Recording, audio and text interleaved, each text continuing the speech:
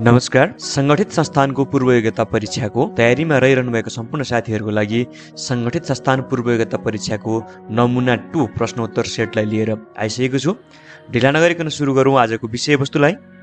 पहिलो प्रश्न रहेको छ, नेपालमा मनसुनी वायु कुन दिशाबाट प्रवेश गर्दछ? नेपालमा मनसुनी वायु कुन दिशाबाट प्रवेश गर्दछ? नेपालमा मनसुनी वायु बङ्गालको खाडीबाट प्रवेश गर्ने हो, त्यसैले दक्षिण पूर्वी दिशाबाट नेपालमा मनसुनी वायु प्रवेश गर्दछ। प्रश्न नम्बर 2, महासागरहरूमध्ये सबैभन्दा ठुलो महासागर कुन? एकदमै सजिलो प्रश्न। सबैभन्दा ठुलो महासागर हो प्रशान्त महासागर। प्रश्न नम्बर 3, क्षेत्रफलको आधारमा सबैभन्दा ठुलो प्रदेश कुन हो? नेपालका प्रदेशहरूमध्ये क्षेत्रफलको आधारमा सबैभन्दा ठुलो प्रदेश हो कर्णाली प्रदेश। प्रश्न नम्बर 4, जलवायु परिवर्तन सम्बन्धी सर्वोच्च निकाय आइपिसिसी को पूरा रूप के हो? जलवायु परिवर्तन सम्बन्धी सर्वोच्च निकाय आइपिसिसी को पूर्ण रूप के हो? International panel on climate change. IPCC को पूरा रूप international panel on climate change हो। प्रश्न नम्बर 5 लेभल 2 को प्रश्न छ, समूह 1 र 2 बीचमा जोडा मिलाई सही कोडबाट उत्तर छान्नुहोस्। मामिर पठार, गण्डकी नदी, तिलिचो ताल, अफ्रिका महादेश, नेपालको सबैभन्दा गहिरो नदी, विश्वको छानो उच्च स्थानमा रहेको ताल र अँध्यारो महादेश। यसको अप्सनहरूलाई हेरौँ। पामेर पठार भनेको विश्वको छानो, ए को 2 भएको अप्सन खोज्नु पर्यो। भनेपछि ए को 2 कतै छ? यसमा छैन, यसमा छैन, यसमा छैन भनेपछि ए को 2 भएको ख सही उत्तर भइसक्यो। अरू नहेर्दा पनि भयो यो अवस्थामा। बाँकी कुराहरूलाई पनि हेरौँ। पामेर पठार विश्वको छानो, गण्डकी नदी नेपालको सबैभन्दा गहिरो नदी, तिलिचो ताल उच्च स्थानमा रहेको ताल, अफ्रिका महादेश अँध्यारो महादेश। अप्सन ख सही उत्तर। प्रश्न नम्बर 6, औद्योगिक क्रान्तिको सुरुवात कुन देशबाट भएको थियो? औद्योगिक क्रान्तिको सुरुवात बेलायतबाट भएको थियो।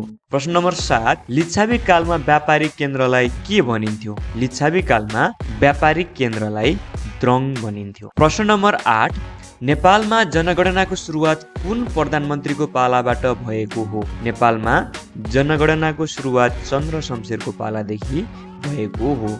1968 बाट नेपालमा जनगणनाको सुरुवात भएको, जुन अवस्थामा नेपालको प्रधानमन्त्री चन्द्र शमशेर रहनु भएको थियो। प्रश्न नम्बर 9, गौतम बुद्धले आफ्नो पहिलो उपदेश कहाँ दिएका थिए? गौरम भएछ, माफ गर्नुहोला।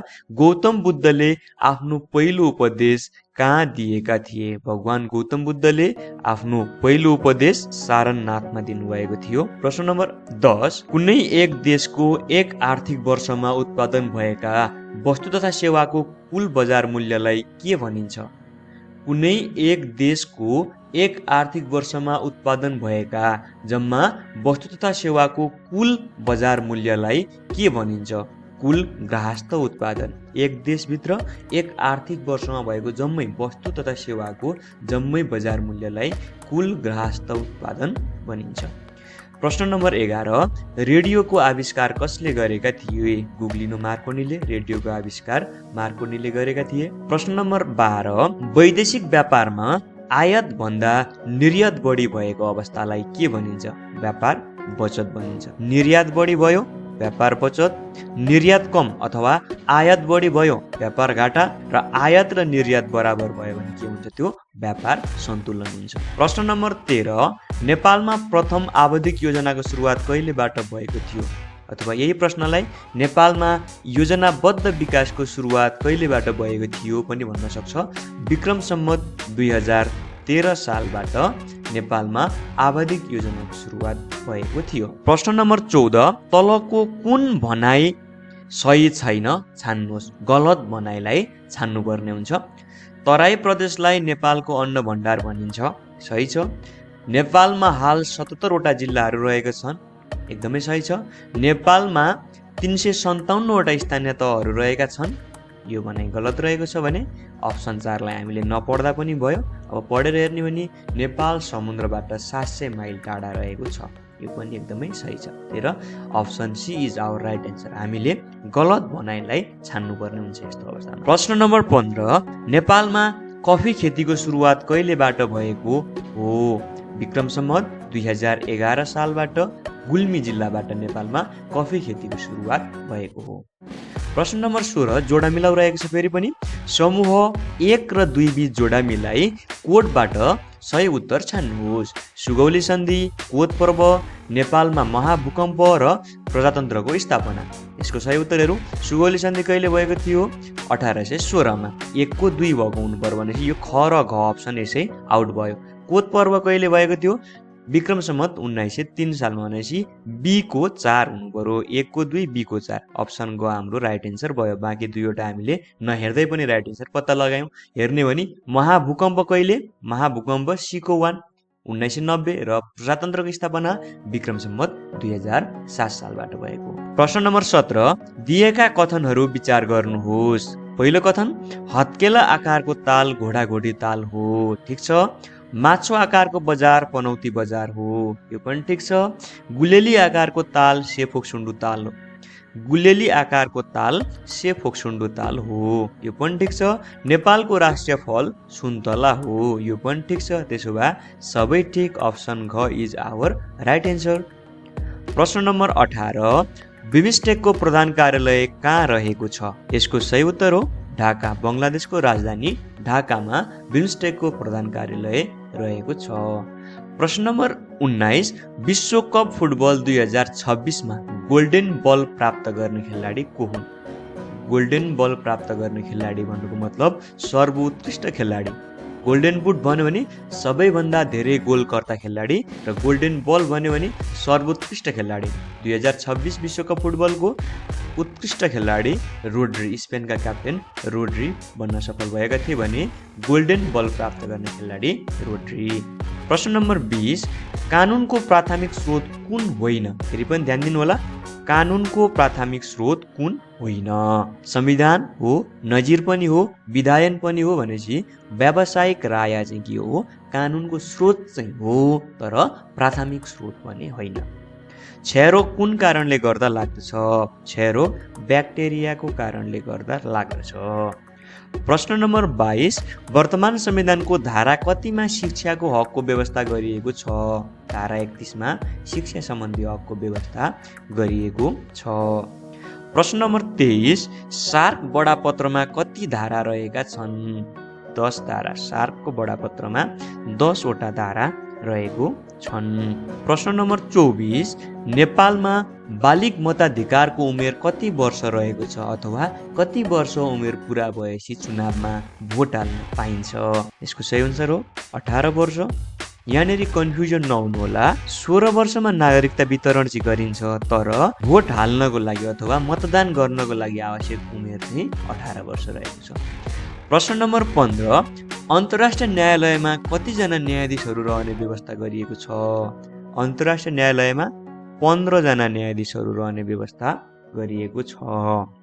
प्रश्न नम्बर 26 नेपाल र भारत बीचमा दौत्य सम्बन्ध कहिले कायम भएको थियो? सन् 1947 मा नेपाल र भारत बीचमा दौत्य सम्बन्ध कायम भएको थियो। त्यसैले अप्सन ख इज आवर राइट एन्सर। प्रश्न नम्बर 27 युरोपेली सङ्घ भनेको EU युरोपेली युनियनको प्रधान कार्यालय कहाँ रहेको छ? यो रहेको छ ब्रसेल्समा रहेको छ। बेल्जियमको ब्रसेल्स सहरमा युरोपेली युनियनको प्रधान कार्यालय रहेको छ। प्रश्न नम्बर 28 साफ्टा SAFTA साफ्टाको पूर्ण रूप के हो? South Asian free trade agreement. साफ्टाको पूर्ण रूप South Asian free trade agreement रहेको छ। प्रश्न नम्बर 29 च्याट GPT केसँग सम्बन्धित छ? च्याट GPT AI आर्टिफिसियल इन्टेलिजेन्ससँग सम्बन्धित छ। कहिलेकाहीँ यसलाई नेपालीमा अप्सन दियो भने आर्टिफिसियल इन्टेलिजेन्सलाई कृत्रिम बुद्धिमत्ता भनेको हुन्छ। त्यसैले ध्यान दिनु होला, आर्टिफिसियल इन्टेलिजेन्स AI भनेको कृत्रिम बुद्धिमत्ता हो। प्रश्न नम्बर 30 सेलो नाच कुन जातिमा प्रचलित छ? सेलो नाच तामाङ जातिमा प्रचलित छ। तामाङ सेलो भन्छ नि होइन, तामाङ जातिमा सेलो नाच प्रचलित रहेको छ। प्रश्न नम्बर 31 कार्यालयमा बाहिरबाट आएका चिठी पत्रको अभिलेख राख्न कुन किताबको प्रयोग गरिन्छ? दर्ता किताबको। बाहिरबाट आएका कागजातलाई अभिलेख राख्ने कार्यलाई दर्ता भनिन्छ भनेपछि दर्ता राख्न प्रयोग गरिने किताबलाई दर्ता किताब भनिन्छ। त्यस्तै गरेर बाहिर पठाइने कागजातको अभिलेख राख्न कार्यलाई चलानी र चलानी गर्न प्रयोग गरिने किताबलाई चलानी किताब भनिन्छ। प्रश्न नम्बर 32 निर्णय निर्माण प्रक्रियाको पहिलो चरण कुन हो? निर्णय निर्माण प्रक्रियाको पहिलो चरण समस्याको पहिचान। समस्याको पहिचान गरेपछि मात्रै निर्णय निर्माणको सुरुवात हुन्छ। प्रश्न नम्बर 33 नागरिक बडापत्रको मुख्य उद्देश्य के हो?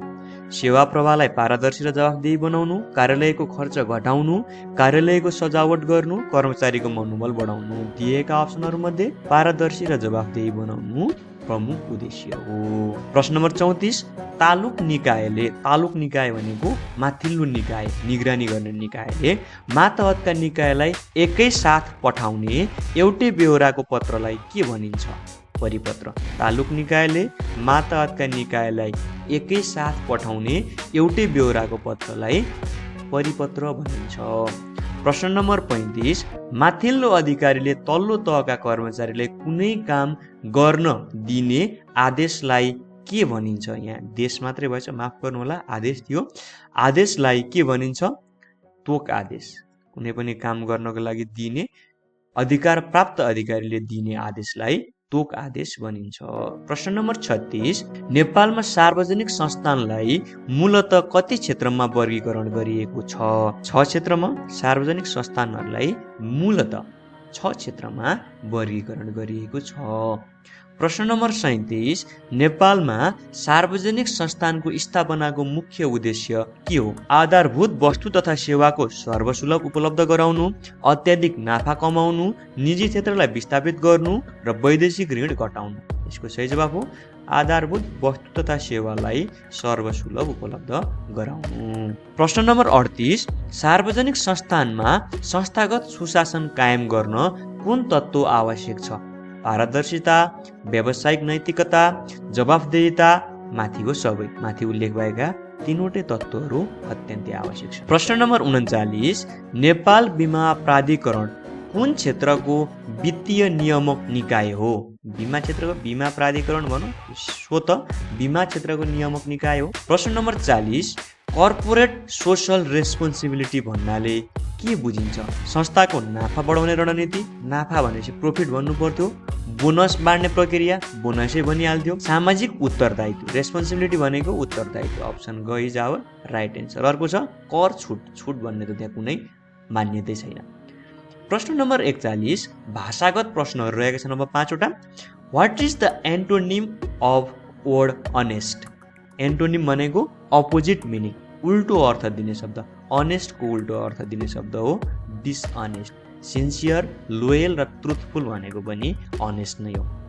प्रश्न number 42 he goes to school in bus. A, an, the or no article भन्दा he goes to school in भएपछि अ बस हुन्छ। यदि यही sentence he goes to school by थियो भने नो आर्टिकल, कुनै पनि आर्टिकल लाग्ने थिएन। बाईको पछाडि आर्टिकल लाग्ने थिएन अनि इनको पछाडि अ आर्टिकल लाग्यो।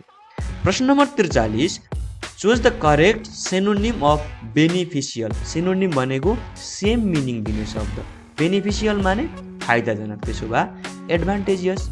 एडभान्टेजियस भनेको नि फाइदाजनक। बेनिफिसियलको सिनोनिम एडभान्टेजियस भयो। बाँकी तीनवटा हार्मफुल, युजलेस एन्ड डेन्जरस चाहिँ बेनिफिसियलको एन्टोनिम, अपोजिट मिनिङहरू रहे। प्रश्न नम्बर 44 नेपाली भाषाको प्रश्न छ अन्नको पर्यायवाची शब्द के हुन्छ? जल, थल, फल, अनाज। जल भनेको पानी, थल भनेको जमिन, फल भनेको फलफुल, अनाज चाहिँ अन्नको पर्यायवाची शब्द हुन्छ। यहाँनिर नजुकिने होला, अप्सन फल र अनाज मध्ये अनाज चाहिँ अन्नको एप्रोप्रिएट पर्यायवाची शब्द हो। प्रश्न नम्बर 45 अन्तिम प्रश्न कुन शब्द अनेकार्थी शब्द हो? अर्थ, कर्म, व्यार्थ, द्रुत। अर्थ अनेकार्थिक शब्द हो। अर्थ भन्नाले एउटा मिनिङ, मतलब। अर्को अर्थको अर्थ के हुन्छ? अर्थ भन्नाले धन, सम्पत्ति अथवा मौद्रिक कुराहरूलाई पनि अर्थ भनिन्छ अनि मिनिङलाई पनि हामी अर्थ भनिन्छ। त्यसकारणले अर्थ के हो? अनेकार्थी शब्द हो। आजको भिडियोमा यति नै। यस्तै भिडियोको लागि नलेज नेपाल युट्युब च्यानलसँग कनेक्टेड रहनुहोला। धन्यवाद।